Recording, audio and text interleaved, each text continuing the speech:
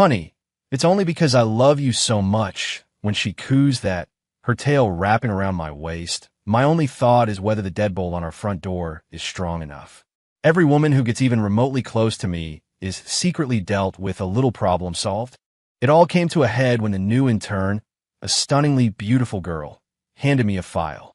My wife, Yandere, teleported directly into my office. Sweetheart, is it time to find a new place to plug in? The intern looked like she wanted the floor to swallow her whole. My survival instinct went into overdrive, and I whipped out our marriage certificate. The next day, the office rumor mill crowned me the most whipped husband in company history. I woke up laughing, because Yandere finally gave up on sleeping with me, swapping it for a daily quota of 300 kisses. These days, even demons aren't a cutthroat rat race. My wife, Yandere, is a prime example. What's a succubus's job description?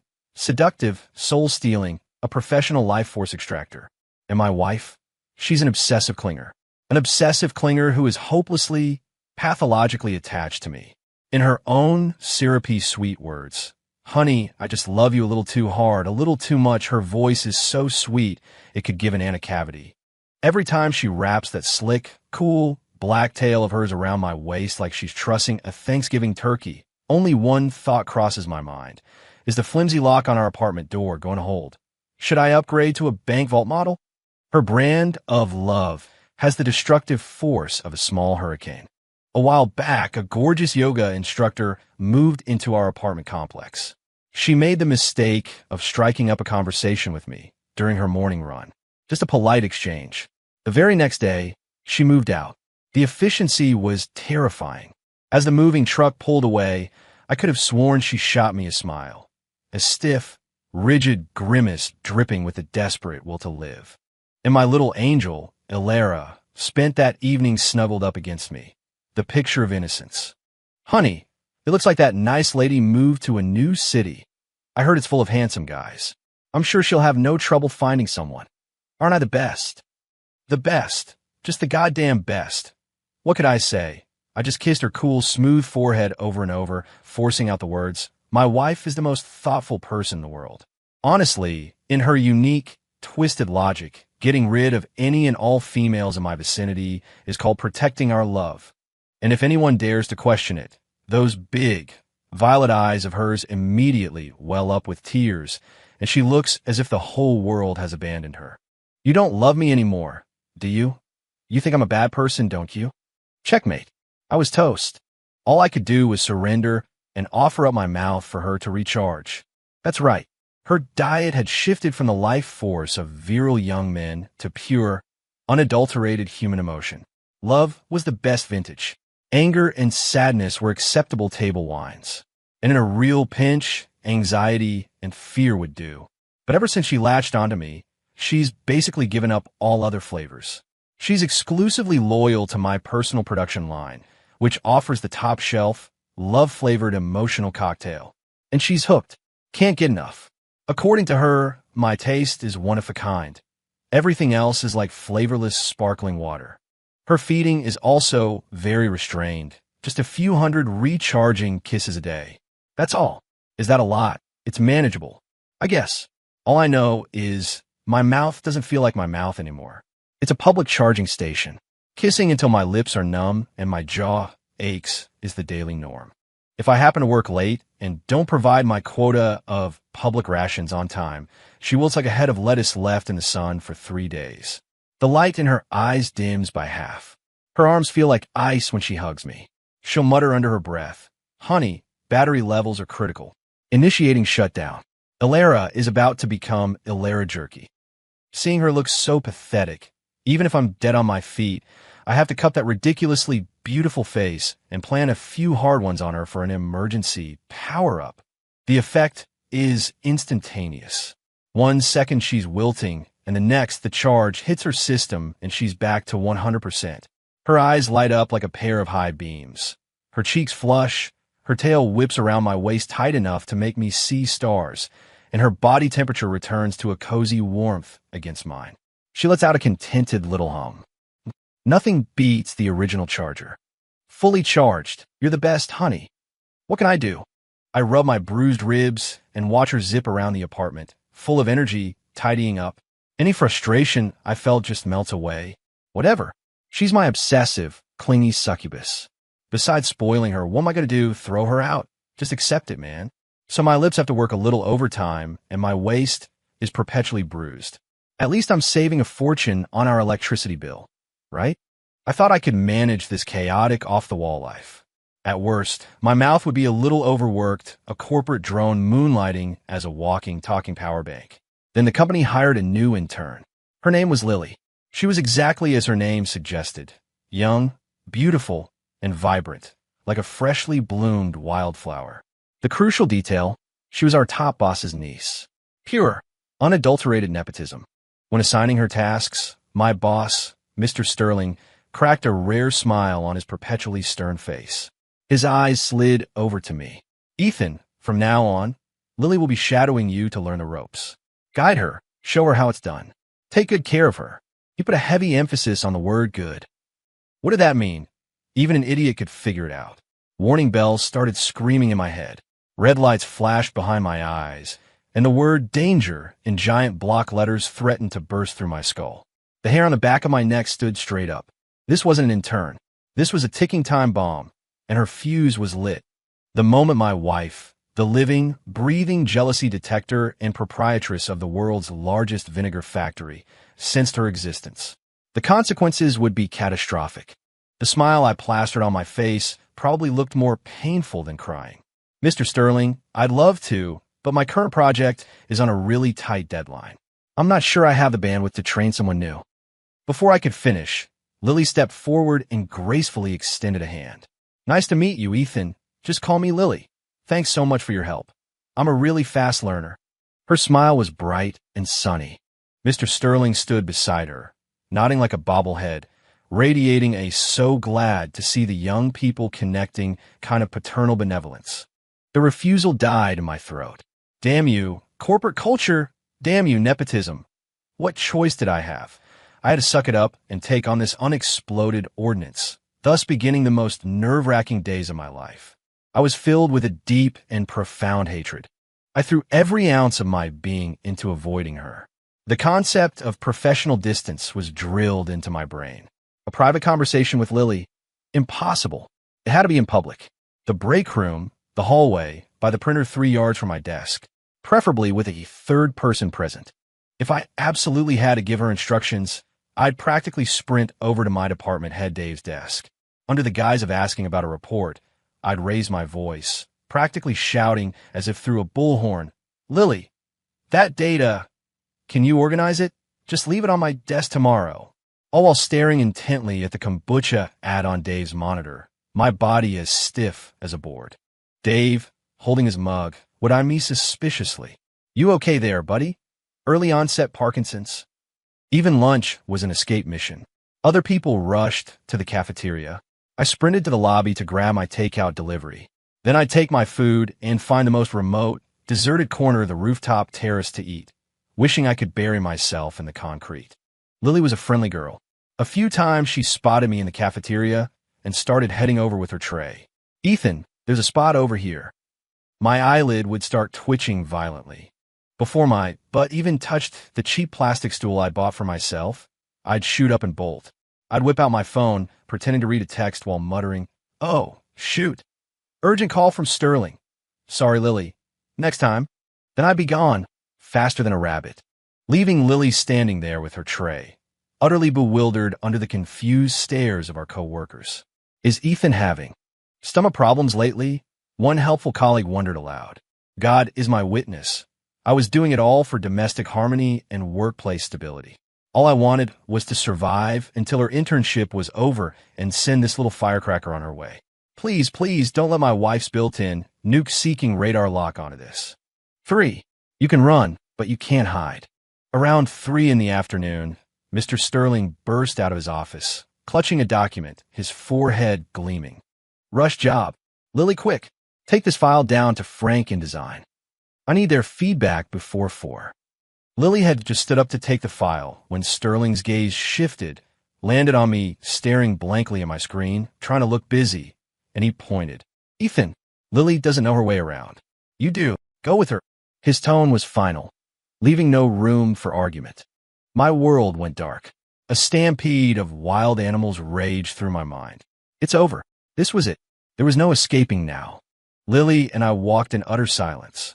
The atmosphere was thick with it. We were alone in the elevator. A small, enclosed space. I felt the air grow heavy, pressing down on me until it was hard to breathe.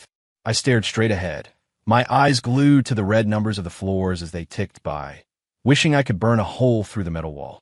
I wished I could cast a spell to make the damn thing teleport to the basement. Lily must have found the vibe a bit strange, too, because she spoke up, her voice soft. Ethan. Ding. The elevator doors opened. First floor. Design department. It was the most beautiful sound I had ever heard. I shot out of the elevator like a cannonball, the cold sweat on my back making my shirt stick to my skin. Let's go. Design is around the corner. We're on a deadline. I walked so fast she practically had to jog to keep up, maintaining a good 6-foot distance between us.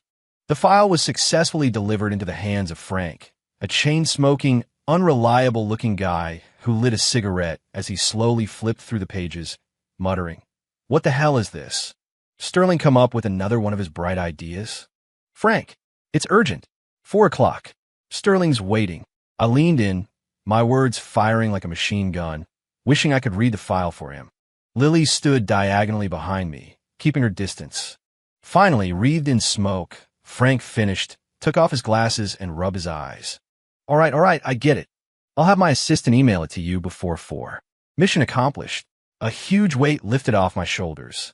On the way back, I walked even faster, wanting nothing more than to return this ticking time bomb to her designated containment zone.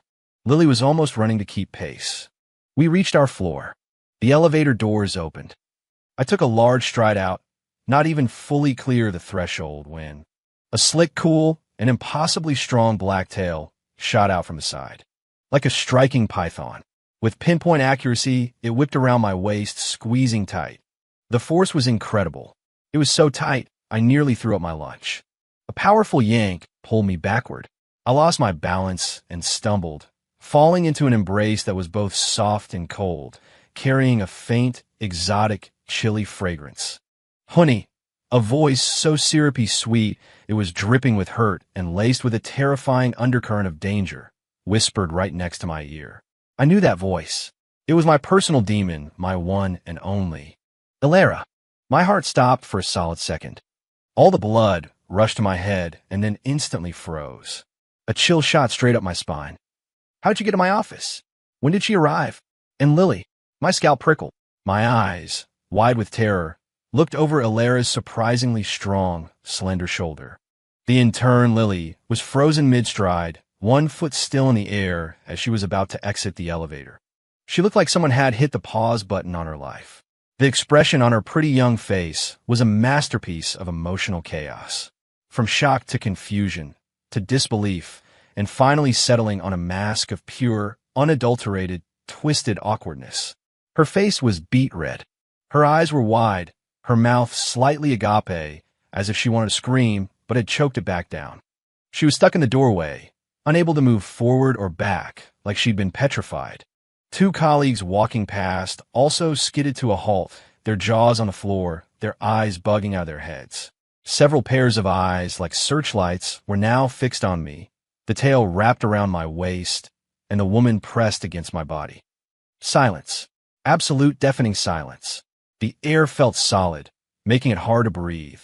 I could feel Yandera's cold arms wrapped around me, her grip so strong my ribs were groaning in protest. She buried her face in my shoulder and took a deep breath. Then, in a low, murmurous voice thick with jealousy and hurt, she whispered into my ear, "Sweetheart, is it time for my little power bank to find a new place to plug in?" 4. Yandera's words were like an ice pick, shattering the frozen silence. My mind went blank. The only thing working was my primal, biological survival instinct, screaming at the top of its lungs. Adrenaline surged to its absolute limit. Just as Yandera's small, cold, sharp fangs were about to graze the skin of my neck, I could feel the chill raising goosebumps. I moved. It was like a bolt of lightning. I didn't even care about the death grip her tail had on my waist. With the fastest motion of my entire life, I twisted my body and plunged one hand into the inner pocket of my suit jacket. Fast, precise, vicious, like a gambler revealing his winning hand, I slapped it down. Smack! I slapped the marriage certificate, the one I carried with me at all times, protected better than my own wallet, right in front of her face. The small, red-bound document was practically pressed against the bridge of her delicate nose. Honey, look, the certificate. We're legally married. I am legally your husband. I was rambling, my voice so loud it could have cracked the ceiling tiles. Every word was a desperate, cracking shriek, a testament to a husband's absolute fidelity when his loyalty was being questioned at a soul-deep level. The sound echoed in the empty hallway, so loud it made my own ears ring. The air froze again, even more silent than before. At the elevator entrance, Lily's expression had completely calcified. The two gawking colleagues looked like a pair of shocked goldfish, their mouths wide enough to swallow an egg. Alara's pupils constricted slightly. Her cold body seemed to hesitate for a fraction of a second. The slippery tail wrapped around my waist didn't budge, but the two small, sharp fangs pressed against my carotid artery, gleaming with a deadly light, seemed, maybe, for a tenth of a second, to have retreated a few millimeters. It was working. I seized the fleeting opportunity, my survival instinct pushing me to new heights of performance. I quickly used my free hand to point a trembling finger, genuinely terrified this time, at the petrified girl behind her, my voice fast and urgent. She's the intern, Mr. Sterling's niece. She's just here for work experience. I just took her downstairs to drop off a file. The whole trip was less than 10 minutes. There are security cameras in the stairwell. Mr. Sterling himself assigned me. It was purely professional. I swear on everything holy. I gasped for breath, practically roaring. Honey, my love for you. Heaven and earth can be my witness. This certificate is proof. It's truer than diamonds. Harder than steel. My shouts echoed down the corridor. Alara's face was still hidden behind the marriage certificate, only her stunning violet eyes visible, shimmering with a complex light. Her long lashes fluttered. I couldn't quite decipher the storm of emotions swirling within them, but the deadly tail wrapped around my waist seemed to have twitched slightly. The suffocating pressure, which had been threatening to crush me very, very slowly, almost imperceptibly, loosened just a tiny bit. Well, at least I could breathe now. My heart was still doing a frantic rave in my chest, making me feel winded. 10 minutes. She finally spoke, her voice still sickly sweet, like it was coated in honey. But every word was a tiny icicle that made my teeth ache. So, my husband was alone with such a sweet little thing for 10 whole minutes. No wonder you smell a little different. My stomach dropped. Oh crap. Here comes the accusation. This girl's ability to jump to conclusions could win a Pulitzer Prize for fiction. No, I had to shut this down. Now, immediately, I had to prove my innocence. I whipped my head around, my gaze locking like a laser on the poor, frozen girl by the elevator. I forced my face into the most sincere and righteous smile of my life, though it probably looked more like a facial spasm. Lily, my voice was loud and clear, full of righteous indignation. Quick, tell your sister-in-law. Are you, or are you not Mr. Sterling's niece? Being called out so thunderously startled Lily so bad she physically jumped. Her flushed face was a canvas of who am I? Where am I? What am I doing? Her eyes were wild with the panic of a cornered deer. She looked at my rigid but desperately pleading expression, then at the pair of cold, violet, inquisitive eyes peering over the edge of the marriage certificate, eyes that held absolutely zero warmth. And finally, she glanced at the very not human tail still wrapped tightly around her idolized colleague's waist. She swallowed hard. Her lips twitched, and she squeezed out a smile that looked more painful than a sob. Yes, Mom, I'm Mr. Sterling's niece, Lily Sterling. It's my first day. Seriously. As if she felt that wasn't convincing enough, she added, her voice trembling, and my boyfriend is in the States. He goes to Stanford University. For real. Good girl. Quick on her feet. The alibi was solid. I wanted to bow down and thank her. In my peripheral vision, I saw Alara. She lowered the marriage certificate just a little. On that face, so perfect it was surreal, the icy mask seemed to be melting, just a little. In her amethyst eyes, the jealous fury that had been about to erupt seemed to have dimmed by a few degrees. Was the crisis temporarily averted? But it definitely wasn't over. Alara let out a soft huff through her nose, a lazy, nasal sound. Oh, that single "oh" was 70% understanding, 30% suspicion, and the slight upward inflection screamed, "I still don't trust you." I had to add more fuel to the fire. No, more vinegar to the sugar. See, honey? A misunderstanding. A huge misunderstanding. I try to make my voice sound both sincere and sycophantic. With my free hand, I slowly, cautiously reached out and gently placed it on the cool, slick tip of the tail wrapped around my waist. My entire being, my whole heart, it all belongs to you, my queen. Who would dare to even think about it? Who would have designs on me? I'll be the first one to fight them. I puffed out my chest, striking a pose of ultimate loyalty. As heaven is my witness, I belong only to my Alara. Alara lowered her gaze, her long lashes shadowing her cheeks, as if she were seriously studying the marriage certificate I held aloft as ironclad proof of my innocence. Her fingers idly stroked the hard plastic cover, the cool tips tracing its edges. Seconds ticked by. Silence returned. I could feel the tail around my waist tightening and loosening, as if she were weighing her options. Every squeeze sent my heart into my throat. Every slight release allowed me a moment of reprieve. Finally, she gave a small nod, a very slight movement. That's right. Her voice became sticky and sweet again, like melted caramel, but the cold, predatory undertone hadn't completely vanished. Of course, my husband belongs to Alara, and only to Alara. The pressure suddenly eased. She slowly took the little red book from in front of her face. Her devastatingly beautiful face was fully revealed. Her violet eyes were still locked on me, a possessiveness so deep it was unsettling lurking in their depths. But a sweet, strangely curved smile played on her lips. She leaned closer, and her pink tongue darted out to lick her lips with lightning speed. She lowered her voice, a hint of satisfaction in her tone. But for your next recharge, we'll be adding 200 more kisses. As a little punishment. Her voice was soft and light. The way she drew out the last word, punishment, with a breathy, nasal tone, was like a feather tickling my eardrum. Tingling. But the message hammered into my nerves with crystal clarity. 200. Extra kisses. I felt my legs start to go weak. The dramatic and utterly bizarre cheating scandal came to a close in the strangest way possible. Alara unwound her tail from my waist. The moment the cool, slick pressure was gone, I almost collapsed, stumbling before I found my balance. She calmly smoothed out the wrinkles her tail had made in my suit jacket, her movements as gentle as if she were handling a priceless treasure. Then before I could react, her small, cold hand shot out and pinched the back of my hand, the one still clammy with nervous sweat, hard. The sharp pain made me yelp. A stinging sensation shot up my arm. She definitely left nail marks. She didn't hold back. Be a good boy at work, honey. I'll see you tonight.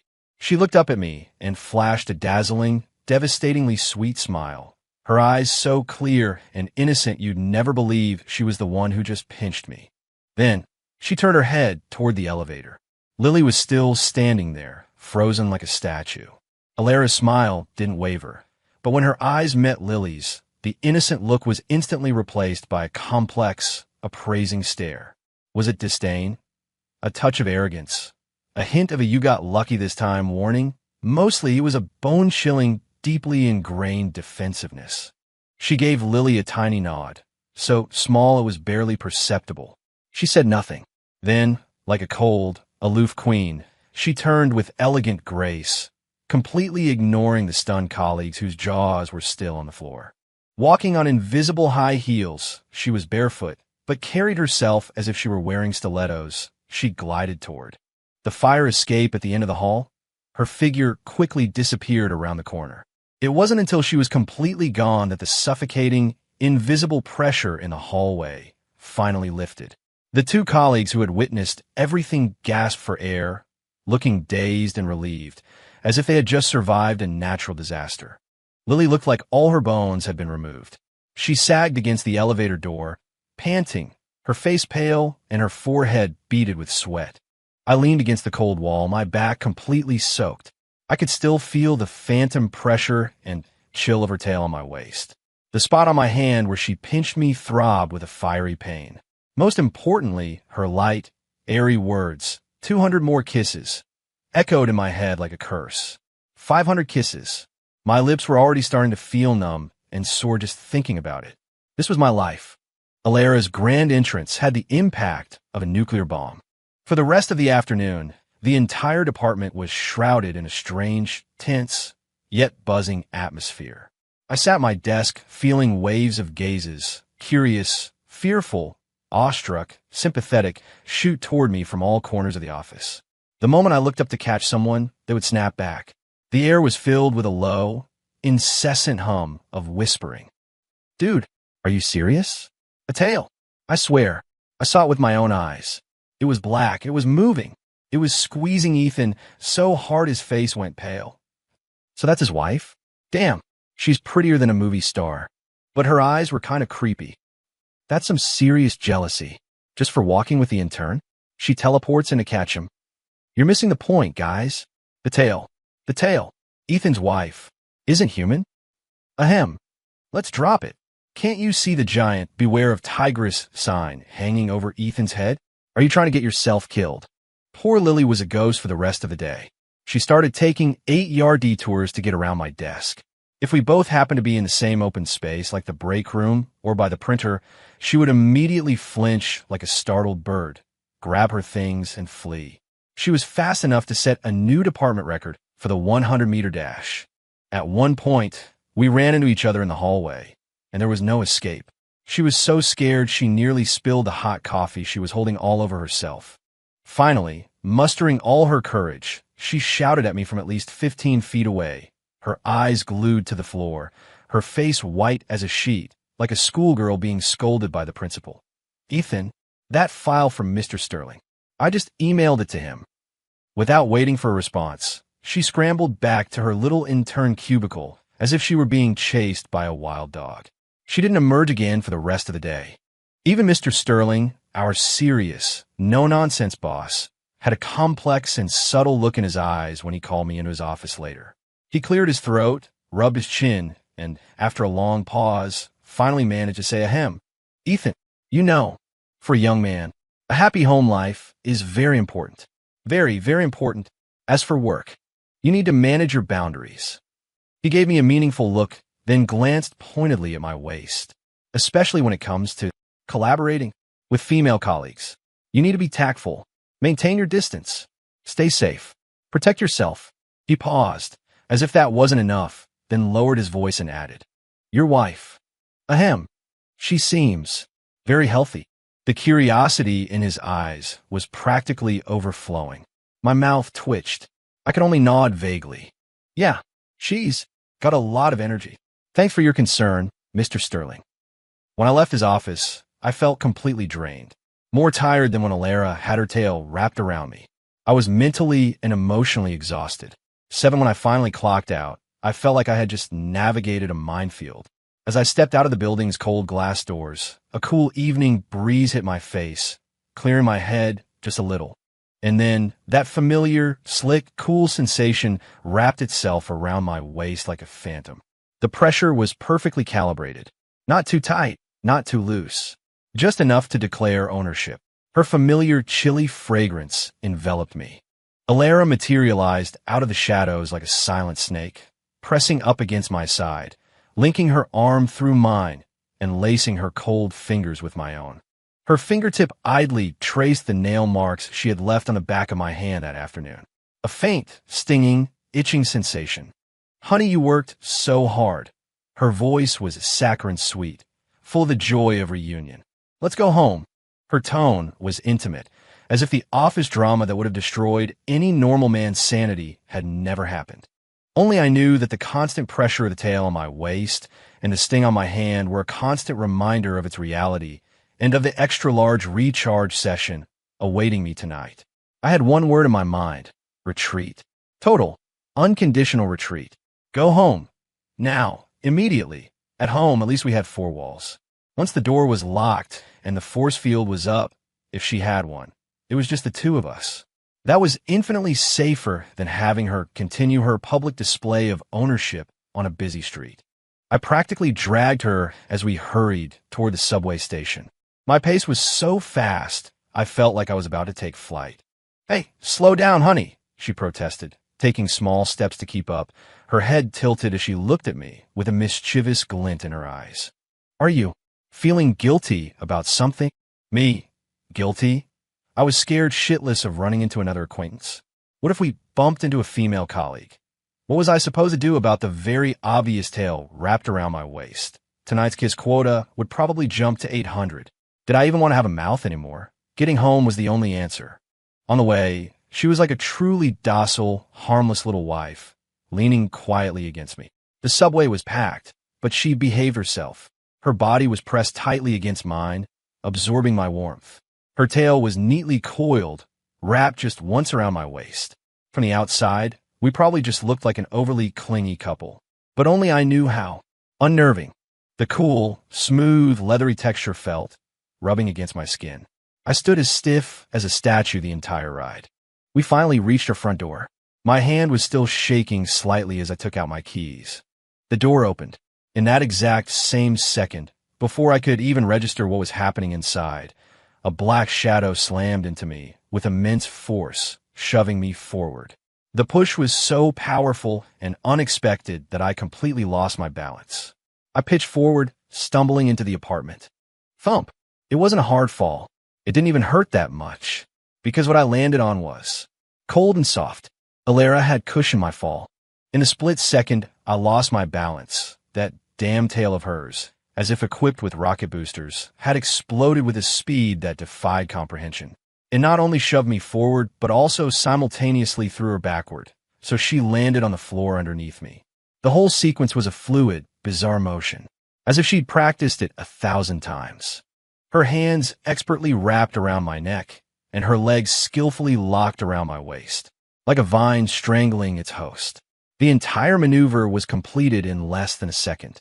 A perfect, textbook submission hold, except this one was filled with a pathological possessiveness. By the time I realized what had happened, I was pinned to the floor in the small entryway of our apartment. Her soft body was a barrier between me and the cold floor. The slick, cold tail had already unwound itself from my waist, slithered across the floor, and with a decisive click, locked the deadbolt. The sound of the lock engaging was crisp and final. It declared absolute sovereignty over this territory. Her cold fingers gripped my chin, forcing me to look down at her. In the dim light of the entryway, her violet eyes glowed with the faint light of a predator. Dangerous and breathtakingly beautiful. Her lips curved into a smile that was both sweet and intensely dominant. Her voice was a soft, sultry command, "Honey 500, starting now number 1. Her cold lips pressed against mine with an undeniable possessiveness, like a hunter finally cornering its long-sought prey. With absolute, unquestionable control. Those 500 kisses were a relentless war of attrition, both sweet and agonizing. Yandere was strictly enforcing the punitive training. Her patience and persistence reached an all-time high. Every single kiss had to be perfect. A quick peck? A half-hearted attempt? Not a chance. If my attention wavered or the pressure was insufficient, those beautiful violet eyes would narrow, and she would just stare at me, a silent threat that screamed, "Keep this up!" and we're doubling the count. Being watched by her like that was more stressful than my boss breathing down my neck about KPIs. I had to rally, summoning the focus of a jeweler polishing a family heirloom, and get to work. Only when the tip of her tail began to sway unconsciously, like a cat being petted in just the right spot, and a small, contented purr rumbled in her throat, did a charging unit get marked as complete. By the last 100 or so kisses, my lips felt like they belonged to someone else. Numb, wooden, and slightly swollen. My cheeks ached from holding the same position for so long. What was worse, though, was what happened next. Perhaps moved by my desperate will to live and the irrefutable proof of my loyalty, my Yandere wife's trust in my purity reached an unprecedented level. This led to a complete upgrade of her energy sourcing methods. She seemed to decide that kissing, the traditional interface, could no longer keep up with the sheer voltage of my love output. During a break-around kiss number 450, she was counting, I had lost the will to, she suddenly stopped. Her body was still wrapped around me like an octopus. But her cold fingers, with a sort of experimental curiosity, gently poked the side of my neck, right over the carotid artery that was throbbing from oxygen deprivation. Her fingertips felt the pulsing rush of blood beneath the skin. Her violet eyes suddenly lit up with the brilliance of someone discovering a new continent. It was the same look a top physicist gets when they discover a new particle. She mumbled, as if to herself, but also as if she were announcing a major corporate decision. Honey, you were so good today. So, it's time to relocate the charging port. From now on, this spot is much more efficient. Before I could process that, her soft, cold lips replaced her fingers, pressing against the side of my neck with an unyielding force. I could even feel the faint, teasing scrape of her too small, retracted fangs against my skin. A powerful suction followed. It didn't hurt, but that spot was so sensitive, so close to the artery. A cold sensation instantly washed over me. An indescribable, tingling numbness like an electric current shot down my spine. Half of my body went numb. My strength evaporated in an instant. It's over. The charging port had been upgraded. We went from USB 2.0 straight to a Thunderbolt 4 connection. The power output was off the charts. That was the only thought left in my brain as I gave up all resistance, lost in the tingling numbness and slight lack of oxygen. Whatever. I'll just lie here. What else can I do? Nine life continued in this state of high-energy, low-pressure chaos, a painful sort of bliss. Alara's new charging method was incredibly efficient, and the after effects were intense. From that day on, she completely abandoned kissing. She now focused exclusively on the few high-voltage contact points on my neck. Her feeding was fast and fierce. 3 to 5 minutes and she'd be fully charged. It was remarkably effective. She would cling to me like a human-shaped accessory, her violet eyes misty with pleasure and post-meal lethargy, so satisfied that the tip of her tail would tremble. But I was the one who suffered. The sides of my neck were now perpetually adorned with faint, reddish marks. If you didn't look closely, you might think I just scratched myself. But I knew the truth. The marks were cool to the touch, and you could feel a slight indentation. They were hickeys from a succubus. Every time I looked in a mirror, I was filled with a sense of guilt and dread. The side effects were even worse. Every time she recharged, I felt like I'd been shot with a tranquilizer dart. Half of my body would be weak, numb, sore, and useless. I'd walk up the stairs feeling like my legs weren't my own. And yet, my mind would be buzzing with a strange, forced energy. It was a deeply schizophrenic experience. To deal with this, I had to make an emergency purchase of a whole new wardrobe. Turtlenecks, mock-neck t-shirts, jackets with high collars. A desperate attempt to hide the evidence. The result was me, in the middle of a sweltering summer in our office building, looking like a lunatic in a thick, high-collared shirt, constantly wiping away sweat while enduring the confused looks of my colleagues, which screamed either, wow, this guy is really out of shape, or is he trying to make a fashion statement that went horribly wrong? And I always had to be on guard for one of Alara's surprise inspections. What if she got the sudden urge for a quick top-up? My turtleneck was the last line of defense for my dignity. The only silver lining, or perhaps the most darkly comic part, was that the atmosphere at work had become incredibly peaceful because of me, especially among my female colleagues. Regardless of their age or personality, they would start giving me a wide berth from 15 feet away. Eye contact, 0. Unnecessary conversation, 0. Even the sink in the break room seemed to have an invisible force field around it when I was there.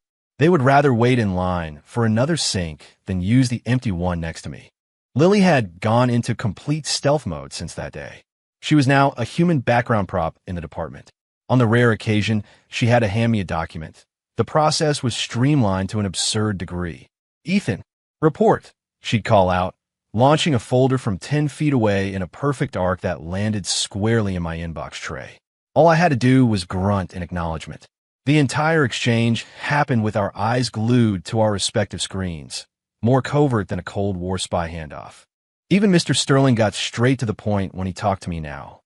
The budget for the XX project. Make sure you're very clear in your email, so there's no room for misunderstanding. His eyes were full of unspoken meaning. In the office gossip circles, my reputation as the final boss of whipped husbands was legendary. The rumors were getting wilder and wilder. That my wife was the daughter of a powerful mob boss. That I had some kind of special condition and could only be controlled by a specific type of supernatural female. The craziest one was that I had been saved by a powerful fox spirit and was now bound to her by a life-or-death contract. Only I knew the truth. It was even crazier, but I couldn't explain, so I just owned it. And was there a weird part of me that enjoyed it? After all, Alera's possessiveness was 100% pure, unadulterated Yandere. But she also poured every ounce of her non-human love and affection onto me. Life went on like this, sweet, with a side of mortal terror, until the day my lips and neck were finally granted their freedom. Because a much bigger surprise, or shock, crashed down on us without any warning. It was a normal Saturday afternoon. The weather was perfect. Alera's mood lately had been fantastic. Her charging schedule was stable, high-voltage neck port. Her battery was always full, and her tail swayed with particular joy. On a whim, she insisted we go to the city's huge new wetlands park. Being cooped up at home is so boring. Let's go get some sun, honey. She was bubbling with excitement, her eyes sparkling like stars. Absorb some plant essence. It's good for you. You absorb enough of my essence for the both of us, I thought, but I didn't dare say it. She was in such a good mood, she didn't even demand a pre-charge before we left, which was rare. She just hummed a tuneless little song, but I was still cautious. I quietly dug out a thin, high-collared sun shirt. The love bites on my neck were still fresh. Concealment was key. The park was huge and beautiful, just as advertised. It was crowded with people. Alera was like a little kid on her first field trip, curious about everything. She pulled me into flower gardens to take pictures. We went to the water's edge to watch the swans. She was having the time of her life. Her smile was so bright it was blinding, and the violet in her eyes seemed to soften and lighten. Seeing her so happy, I finally relaxed a little. It felt like all those days of walking on eggshells were fading away. We strolled along the boardwalk, the warm sun on our shoulders. Up ahead was a rest area with a kiosk selling drinks and a few rows of benches. We were getting tired, so we found an empty bench and sat down. And that's when it happened. A little girl about 5 or 6 years old, wearing overalls and her hair in pigtails, came toddling over. She was clutching a deflated pink helium balloon. Completely ignoring her mother's quiet calls, she darted over like a happy little fawn and stopped right in front of Alera. Maybe the little girl was mesmerized by Alera's otherworldly beauty. She wasn't scared at all. She just stared at Alera with big, dark, curious eyes, a pure, innocent smile on her face. My heart instantly leaped into my throat. Oh, hell no. A wild child. This is bad. Alera was a nuclear weapon when it came to adult women. With kids, her policy was a bit ambiguous. Usually, when we saw kids in our apartment complex, she would, at best, give them a cold glance and ignore them. If she was in a bad mood, her stare could make a child shiver. And now this clueless little kid had run right up to her. This close, every muscle in my body tensed. I had already started to raise a hand, ready to shield or snatch the kid away at a moment's notice, my eyes glued to Alera's face. Her smile did freeze for a second when the girl ran over. Her beautiful eyebrows knitted together slightly. A flash of annoyance at being disturbed, and a familiar, cold detachment crossed her violet eyes. That coldness made my scalp tingle. She did not like human children. At least, she never had before. Especially not strange human children getting near her things, which included, but was not limited to me and a 5-foot radius around her person. I could feel the tail she had wrapped around my ankle. It was too crowded to put on my waist, tightened reflexively. The cool, leathery pressure was a jolt to my nervous system. Just in the nick of time, the little girl's mother caught up, her face a mixture of apology and nervousness. I'm so sorry, sweetie. Don't bother the nice lady. She reached out to pull her daughter back. But just as the mother's hand was about to touch the little girl, Alara's expression changed, instantly and without warning. It wasn't that she got colder. It was a sudden, dramatic 180-degree turn. The icy mask of displeasure on her face vanished completely, and in its place was an intense, overwhelming wave of nausea. She clapped a hand over her mouth, not delicately, but with force, pressing her palm hard against her lips. She bent over, and a distinct retching sound escaped her throat. Ugh! MMPH. Her face instantly turned ghostly pale. The bright light in her eyes hazed over. The little girl and her mother froze. The child looked a little scared and hid behind her mom. Alara. I was stunned. I jumped up and steadied her. What's wrong? Are you okay?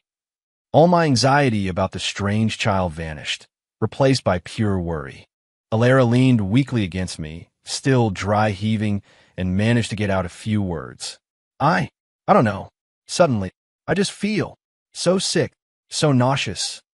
This sudden, this violent, my brain word, in a flash of inspiration, an idea, so absurd, yet so perfectly explaining everything, struck me like a bolt of lightning. Alara, my voice cracked. I gripped her shoulders, my hands tightening without me realizing it. When was your last? You know, the moment I asked, I knew how insane it sounded. A succubus could do that. Was that even biologically compatible? Alara was clearly thrown by my sudden, bizarre question.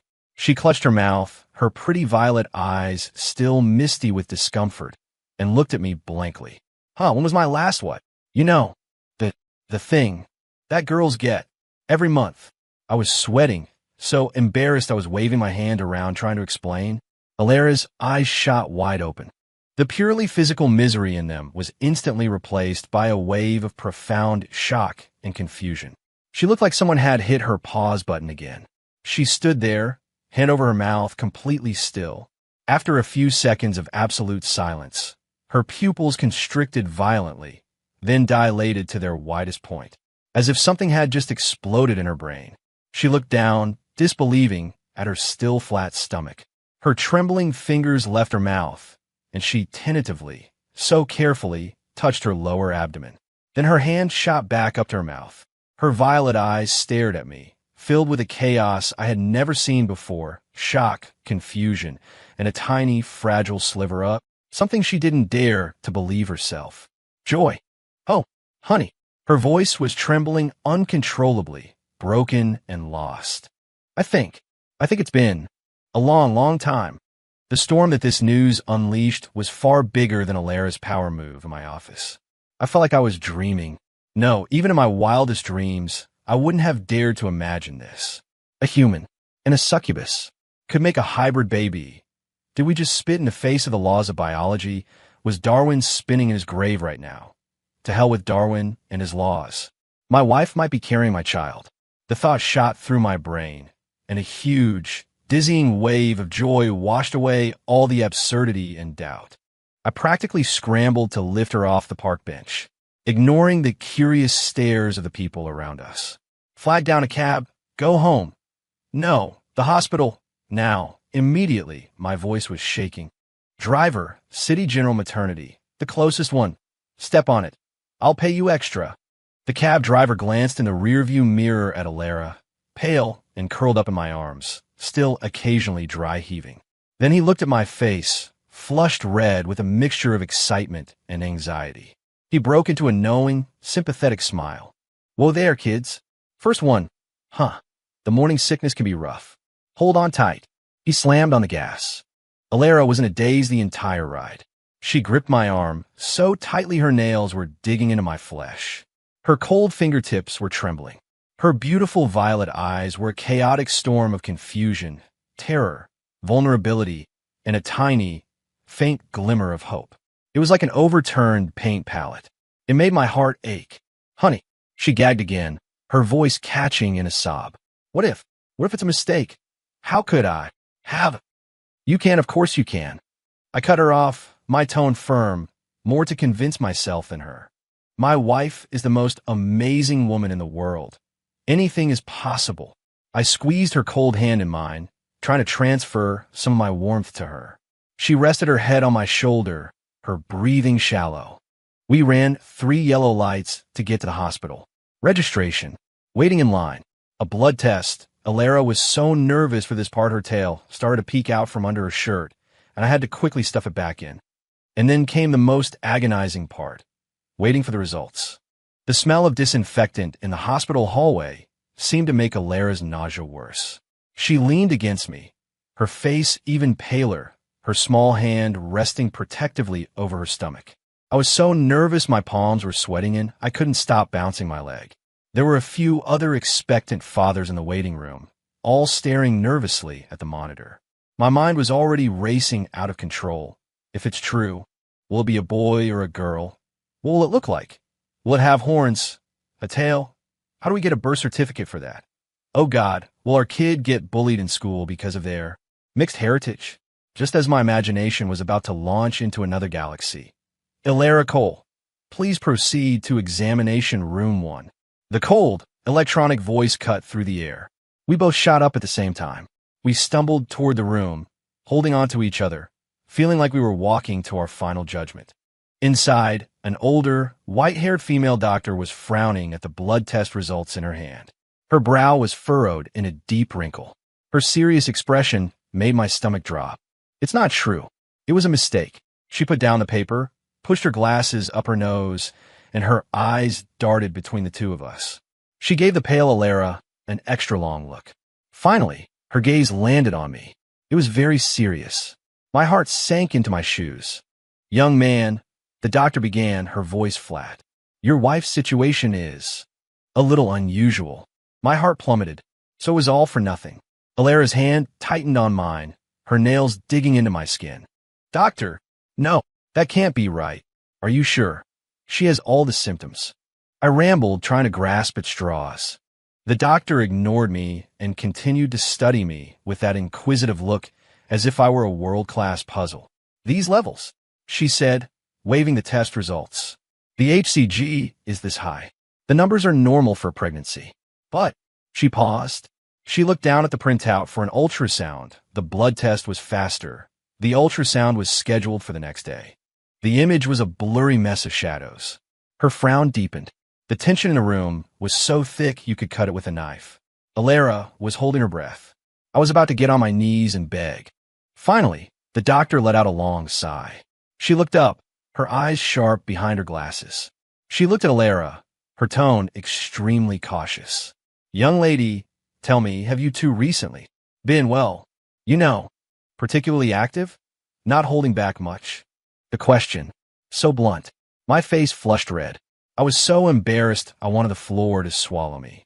Yandere's blush spread from her cheeks all the way to her neck. She shot me a quick, evasive glance like a startled rabbit. Finally, she managed a tiny, squeaked yes and hung her head low. The doctor got an I knew it expression on her face. She nodded, and her tone softened, a hint of a smile in her voice. That explains it. She turned back to me, a look in her eyes that seemed to say, you young people really have a lot of energy. Congratulations. Your wife, she's pregnant. The weight on my chest finally lifted. But before the joy could fully hit me, the doctor's next words exploded in my ear like another thunderclap. And, from these initial results, it's highly likely. She drew out the words, then held up 2 fingers in front of our faces. That it's twins. I froze. Yandere was stunned. Twins? Me and a succubus. We're having twins? The old doctor saw our petrified expressions and smiled, satisfied. She slapped the 2 forms into my hand. Intense morning sickness is normal in the first trimester, especially with twins. Young man, you're going to have to step up. Go make an appointment to set up her prenatal care. And make sure you come to all the checkups. This young lady's constitution is, well, special. Take good care of her. She put a heavy emphasis on the word special. We walked out of the exam room. The sun was shining. I was clutching the 2 pieces of paper, so light and yet so heavy, in my hand. Beside me, Yandere's face was still pale, but the confusion and terror in her eyes had been replaced by a strange, wondrous light, a mixture of shock, disbelief, a little fear, and the soft glow of new motherhood. She instinctively, carefully placed a hand over her lower abdomen, as if she were protecting an unbelievable miracle. She looked up at me. Her violet eyes were wet, like amethysts veiled in mist. The look in them was too complex to describe. I took a deep breath, filled with the immense joy of a survivor, and a sense of wonder at the even more chaotic life that lay ahead. And a little bit of relief. I gently wrapped an arm around her still slim, for now, waist. My voice was a little hoarse. Honey, about those 500 kisses. I felt the tip of her tail, which had somehow wrapped itself around my wrist again, twitch. She pouted, a flicker of disappointment in her eyes. But it was overshadowed by the subtle relief of a new responsibility taking precedence. You got lucky, she huffed, officially declaring our cruel and unusual kissing contract null and void. What about the next thing? I asked, testing the waters. She gave me a magnificent eye roll. In your dreams. She gently poked her own stomach. From now on, the power bank needs to be handled with extreme care. Her tone was full of mock disdain, but underneath it was a sweetness and a careful, hopeful anticipation she couldn't hide. I looked down at her flat stomach. My feelings were too complex for words. There was joy, a little fear of the future, and a profound sense of peace. I couldn't stop the grin from spreading across my face. I started to laugh. Honey, Alara watched me laughing like an idiot, and she couldn't help but smile too. The possessive, Yandere edge seemed to be softened, for now, by a gentler light. Yeah. She suddenly stood on her tiptoes and gave me a quick, light peck on my chapped lips. It was fleeting, a cool, soft touch, carrying her unique, chilly fragrance. It wasn't to drain my energy. It was more like a confirmation, a reassurance. Her violet eyes sparkled with a mischievous light, her voice soft and sweet. Now, I'll allow you to touch them. She took my large, trembling hand in hers and gently, with infinite tenderness, placed it over her own on the still flat belly that was quietly nurturing a miracle. In there, sleeping peacefully, was our unknown but infinitely possible future. 2 tiny seeds, the wondrous fruit of a union between human and succubus. Our very own. Hybrid troublemakers. My stupid grin got even wider.